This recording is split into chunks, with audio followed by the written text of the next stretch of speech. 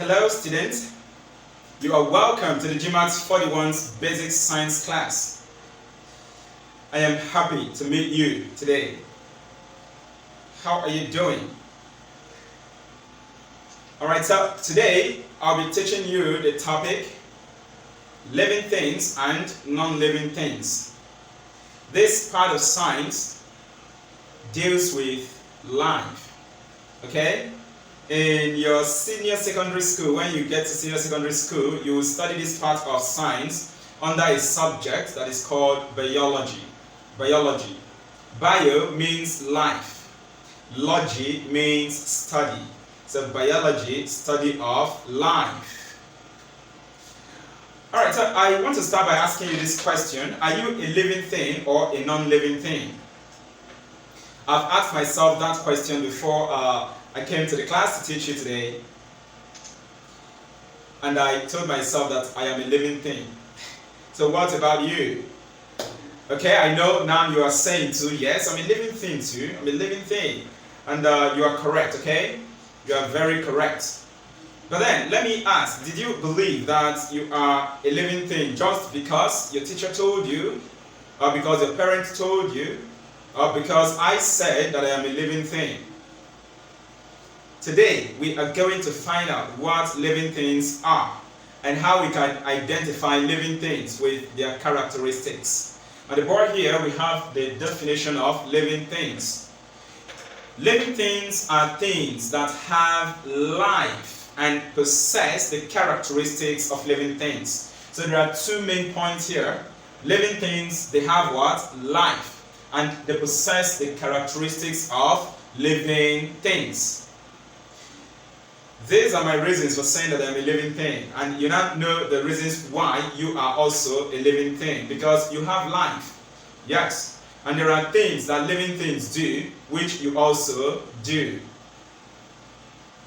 Now we've known what living things are as things that have life and possess the characteristics of living things.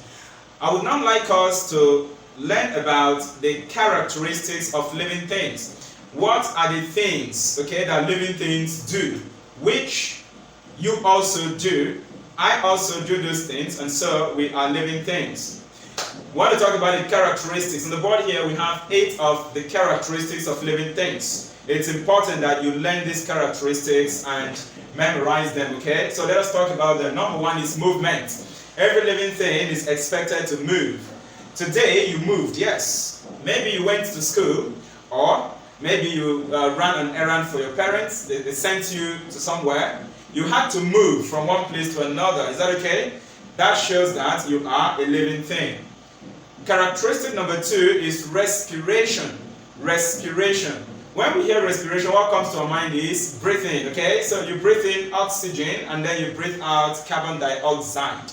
Can we breathe? Let's see. Breathe in. Breathe out. Alright, so when you are breathing in, you are taking in air. And when you are breathing out, you are breathing out air. The air you take in is a gas called oxygen. The air you breathe out is a gas called carbon dioxide. But wait, there is a special meaning of respiration. Okay?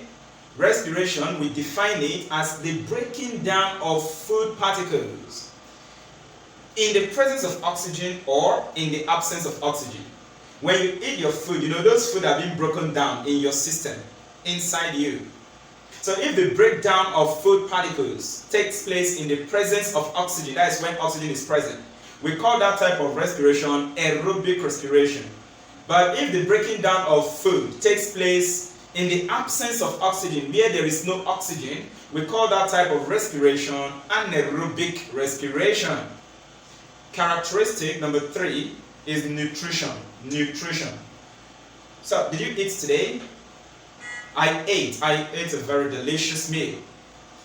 So the ability of something to feed is known as nutrition. So every living thing feed, okay? We eat. That is nutrition. It's a characteristic of living thing as well too. Number 4, irritability. Now just watch me and say, I think I felt pain just now. And you could hear me shout. Something happened. I had to hit myself, okay? And my skin felt that pain and then reacted. So I reacted to a change in my environment, the environment of the skin. Ordinarily, I have my skin like this, nothing is causing me pain. But when I hit, the skin will receive that pain. And then I might shout, just like you heard me shout. The response, the reaction to this hitting is known as irritability. The hitting is known as stimuli. Stimuli.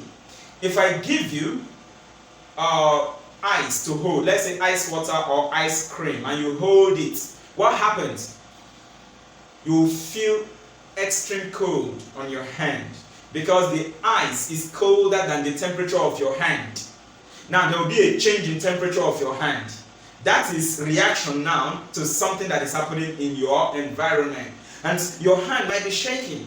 So you are responding to a change in your environment. That stimuli there is change in temperature. Okay?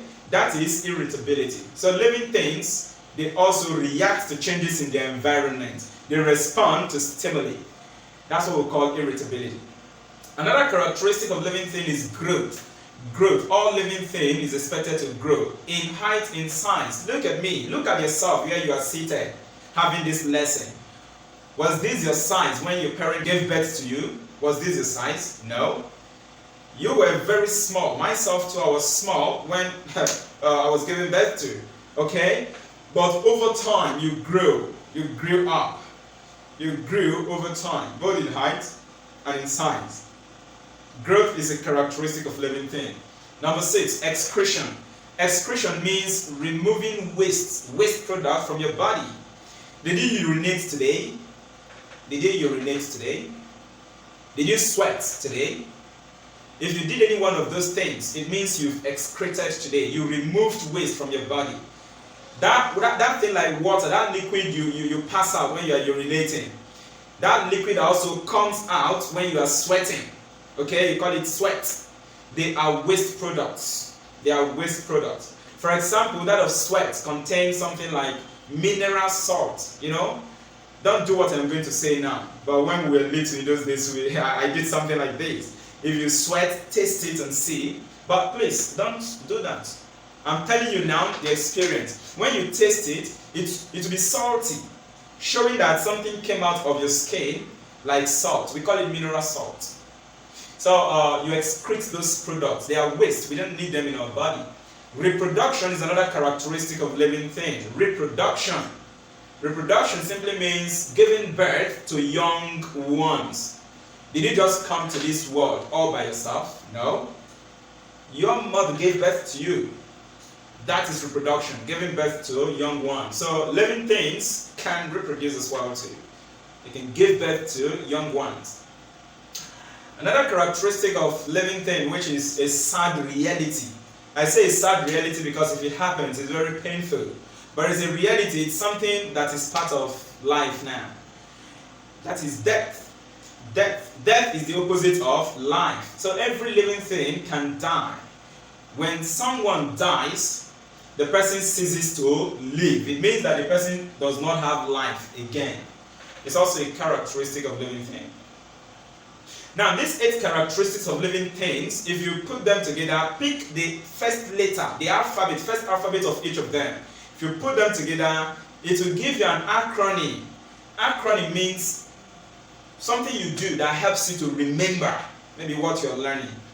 So the 8 characteristics of living thing, we can use the acronym called Mr. Niger D. M here, this first M is movement. R there, the first R there is respiration. N here is nutrition. I, irritability. G, growth. E, excretion. The second R there is reproduction. And D, death. So these are the characteristics of living thing, and every living thing has this characteristic. Now, living things are classified into 2. I would like you to write this down. Living things are classified into 2. One is plants, the other is animals. So plants and animals are living things. Next, I will be teaching you about non-living things. Then we will now look at the examples of living things and non-living things. we are going to learn about non-living things. Remember, we have explained what living things are. And when I asked that question, are you a living thing or a non-living thing? Honestly, I could feel you saying, no, I'm not a non-living thing. I'm not a non-living thing at all. I am a living thing. Yes, you are a living thing. Now, what made you refuse to be a non-living thing? Why did you know that you are not a non-living thing? So let us find out what non-living things are. Non-living things are those things that do not have life. They do not have life, okay?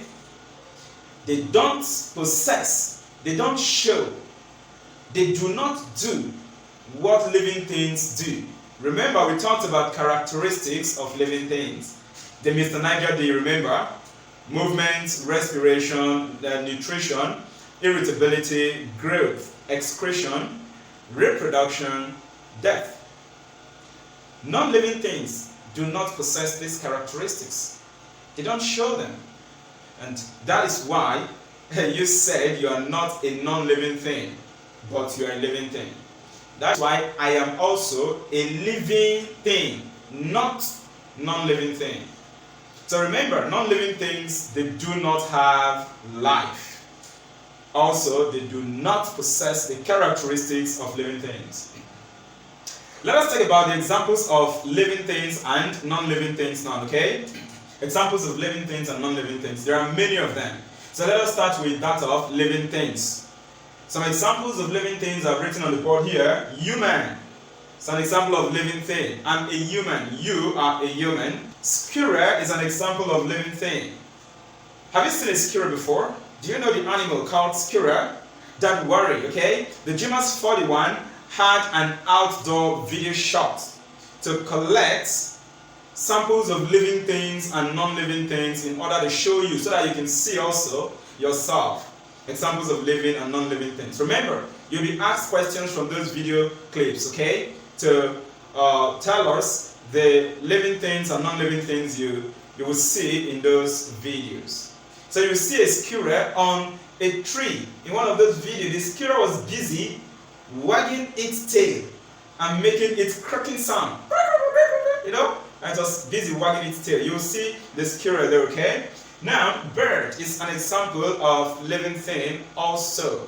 Bird is an example of living thing. In fact, in one of the video collection that the GMAS 41 made, you will also see a bird, okay, that moved. It moved by flying. And that also is a response to stimuli. It's irritability. You will see that in one of the videos that will be shown to you in the video clip, okay? Then snail is also an example of living things. Snail, do you know snail? Okay, now let's move on. Spider, mosquito, fish, lion, grasses. All these ones I mentioned up to lion are animals. Remember, living things can either be plant or what? Animals. So the ones I mentioned up to lion here are animals. Okay, we have grasses, that's plants. We have trees, we have flowers. Those are plants, okay? They are also living things. And etc. etc. Many other. You can mention and add up to the list we have here, okay? So these are some examples of living things. Let us now look at examples of non-living things. Things that do not have life. Some of them we have on the board. Pen, okay? That pen you're using to write now is an example of non-living thing. It does not have life. Shoes, okay? You put on your footwear. Shoes does not have life. It doesn't eat. It doesn't move on its own, okay? It doesn't respire. There's no respiration by then. Table, cars, tricycles. Cars is an example of non-living thing. Please take notes, okay? So that you don't say, but cars can move. Cars can take petrol. The petrol they are taking is enough food they are eating. Cars can die. Of course, when the car gets spoiled, if the engine knocks, it's spoiled. Okay, but car is not a living thing. Please take note of that. For example, cars do not grow. Do they grow? They don't. They don't grow. They don't grow. So it's not a living thing. Take note of that. Okay, tricycles. You know the one we call keke. even motorbikes, okay? Iron, clothes, paper, television, plate, spoon, etc., etc. There are many other examples of non-living things. Alright, next you're going to see the video short collection by the GMAT 41 to show you examples of living things and non-living things. You could also see in the video clip trees. Alright? And so how can we say that trees are living things? Do they move? Do they move from one place to another? Yes, trees can move. You would see how the leaves of the trees are moving in the video clip that you would see next.